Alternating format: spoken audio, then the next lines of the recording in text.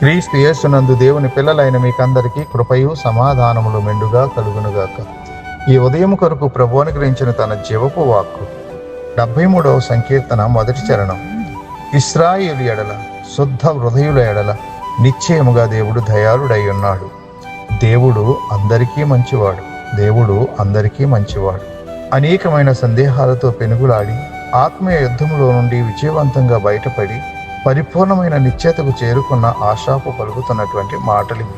శుద్ధ హృదయం గల వారి పట్ల దేవుడు దయ చూపుతాడు. దేవుడు అందరి పట్ల మంచివాడే, దుర్మార్గుల పట్ల కూడా మంచివాడే. ఎంతవరకు వారి పట్ల ఇక దయ చూపించడం అనేది ఇక ఎంత మాత్రము న్యాయం కాదు అని అనిపించే వరకు ఆయన అందరికీ మంచివాడే.